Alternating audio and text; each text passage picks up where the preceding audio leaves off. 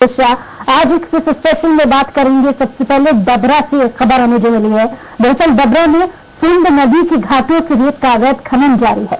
बिना इजाजत के रेत का अवैध खनन किया जा रहा है, जिससे सरकार को करोड़ों का चूना लग रहा है। गुर्जौरा और पिछौर इलाके में राजस्व की टीम कार्रवाई करने के लिए पहुंची थी और रेत खनन में लगे डंपरों को जब्त भी किया गया। हालांकि इस दौरान रेत ले जा रहे माफियाओं ने एसडीएम राघवेंद्र पांडे की गाड़ी को टक्कर मारने की कोशिश की थी। वहीं लोडर चालक को भागते हुए पकड़ लिया गया। इस कार्रवाई में राजस्व अमले में 10 ट्रॉलियां और 6 ट्रैक्टर सहित एक लोडर वाहन को भी जब्त किया है। आज हमने पहले मुखबिर भेज के पहले पता किया, फिर हम प्राइवेट गाड़ी से करके आए यहाँ सिली घाट पे। तो यहाँ देखा कि 10 ट्रॉलियां एक साथ लगी हुई थी और एक लोडर वाहन ही आ रहा था। तो हमने 10 ट्रॉलियों को रोकते हुए तत्काल थाना प्रभारी गुर्जौरा महोदय को सूचित किया। ट्रैक्टर और ट्रॉलियां कुछ खड़ी हुई हैं रेत से भरी हुई, और जैसे ही सूचना मिली तुरंत अपने बल के साथ में मौके पे आए और समस्त ट्रैक्टर ट्रॉलियों को पुलिस के कब्जे में किया और यहाँ से थाने पहुँचाने के बाद में सभी लोगों पे।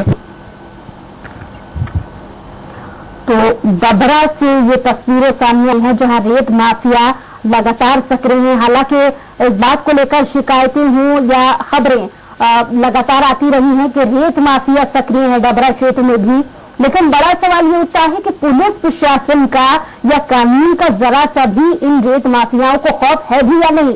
क्योंकि जिस वक्त कार्रवाई करने के लिए टीम पहुंची थी, एसडीएम भी थे और आपको बता दें कि डीएसपी भी मौके पर पहुंचे थे, जिसमें एसडीएम साहब की गाड़ी को टक्कर मारने की कोशिश रेत माफिया ने की थी।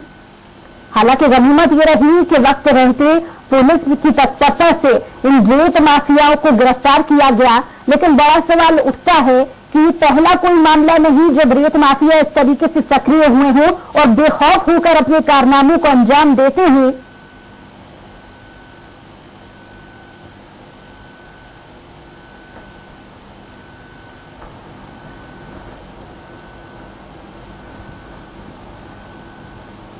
तो 10 ट्रॉलियां 6 ट्रैक्टर जब्त किए गए हैं। एक आरोपी गिरफ्तार भी कर लिया गया है, लेकिन एक आरोपी की गिरफ्तारी हो जाने से ये बात साफ है कि जो रेत माफिया हैं उनके हौसलों पर अंकुश लगाना इतना आसान नहीं होगा। और इसी पर ज्यादा बातचीत के लिए हमारे साथ कांग्रेस से प्रवक्ता दिव्यांग द्विवेदी जी फोन लाइन पर जुड़ गए हैं। बहुत स्वागत आपका। नमस्कार जी। जी, रेत माफिया लगातार सक्रिय हैं। एसडीएम की गाड़ी को टक्कर मारने की भी कोशिश की, लेकिन गनीमत रही कि एक आरोपी गिरफ्तार हो गया। इस पर प्रतिक्रिया क्या आप देंगे, क्योंकि लगातार डबरा क्षेत्र में रेत माफिया सक्रिय हैं? जी, जिस प्रकार से हम आज देख रहे हैं कि माफिया मध्य प्रदेश में किस तरह से हावी होता चला जा रहा है। जब कमलनाथ जी की सरकार थी तो उन्होंने शुद्ध के लिए युद्ध और माफियाओं के विरुद्ध युद्ध जो छेड़ा था, जिसके कारण माफिया पूरी तरह भूमिगत हो गया था। आज वो उसके बदले में दुगनी रूप से बाहर आया हुआ है इनकी सरकार के प्रशासन के चक्कर में। अब आप एक बात का स्वयं आंकड़ा लगा सकते हैं कि किसी प्रशासनिक अधिकारी जिसके ऊपर जिम्मेदारी रहती है तो आम जनता की, कि आम जीवन को सुचारू रूप से चला सके, जब वो प्रशासनिक अधिकारी सुरक्षित नहीं है तो आप क्या अपेक्षा करते हैं कि इस प्रदेश के अंदर आम जनता सुरक्षित होगी या नहीं होगी? कि जिस प्रकार से 1 जुलाई के बाद, जब से आदेश के बाद भी रेत खनन सुचारू रूप से चल रहा है, तो वो कैसे चल रहा है? आज जब प्रशासनिक अधिकारियों ने रोकने का प्रयास किया तो उनकी जान पर बनी आई है। इसके बारे में हमारी सरकार को विचार करना चाहिए कि आखिर माफियाओं को इतना संरक्षण क्यों? कमलनाथ सरकार में ये माफिया क्यों भूमिगत हुआ था? क्यों मिलावटखोर बिल्कुल भूमिगत हो गए थे?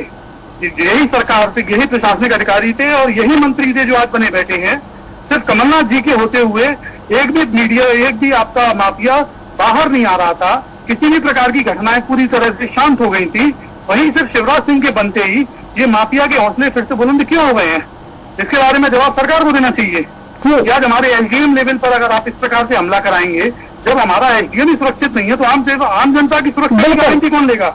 सही कहा आपने, लेकिन इस बात पर भी मैं थोड़ा गहराई से आपसे प्रतिक्रिया जानना चाहूंगी कि आखिर संरक्षण कहाँ मिल रहा है? कानून का खौफ आखिर क्यों नहीं है?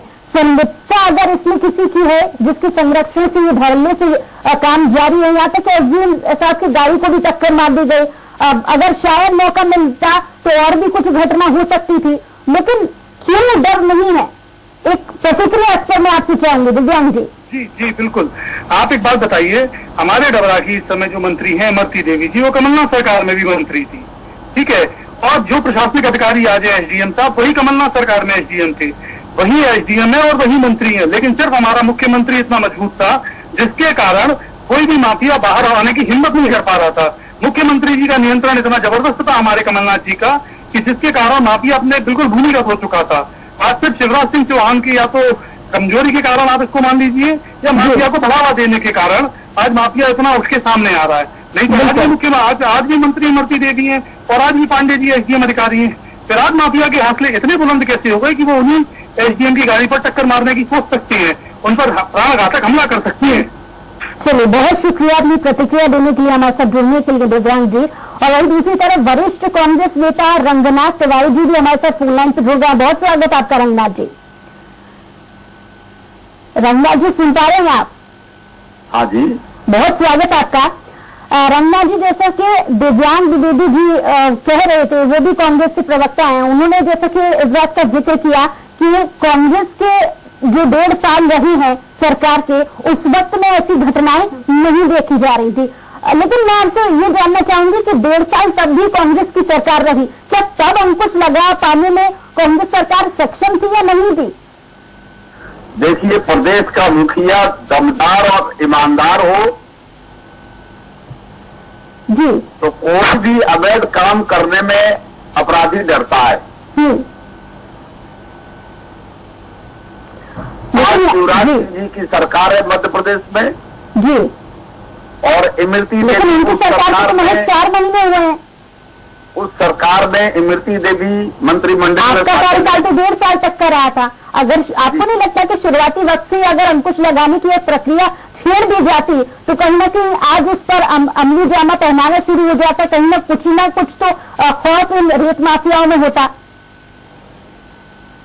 हमारे यहाँ रेत माफिया बेखौफ शासन के द्वारा प्रतिबंध लगने के बावजूद भी इमरती देवी जो मंत्री हैं और डबरा के निवासी हैं, इनके संरक्षण में सारे अवैध कार्य चल रहे हैं। चलिए, इन बातों पर तो हम फिर भी बाद में जाते हैं, लेकिन अब आपकी ओर से आपको क्या लगता है कि क्या कदम ऐसे उठा लेने चाहिए? क्योंकि एक बात तो साफ है कि रेत माफियाओं में खौफ खत्म हो गया, उस खौफ को पैदा करने के लिए क्या प्रयास करने चाहिए, क्या कहेंगे संक्षेप में? प्रदेश के मुखिया माननीय शिवराज सिंह चौहान जी माननीय कलेक्टर महोदय को आदेश दें, एसपी को आदेश दें कि भाई आप लोग अवैध उत्खनन जो भी गलत काम चल रहे हैं जिले में उस पर रोक लगाए, नहीं तो आप लोगों के ऊपर डायरेक्ट कार्रवाई होगी। फिर कलेक्टर और माननीय एसपी नीचे के अधिकारियों को प्रेशर बनाएंगे। कहीं ना कहीं कुल मिला के देखा जाए कानूनी प्रक्रिया को चुस्त दुरुस्त करने की बहुत आवश्यकता है, तभी खौफ बना पाएंगे इन रेत माफियाओं में पुलिस प्रशासन। बहुत शुक्रिया हमारे साथ जुड़ने के लिए, तमाम बातचीत के लिए।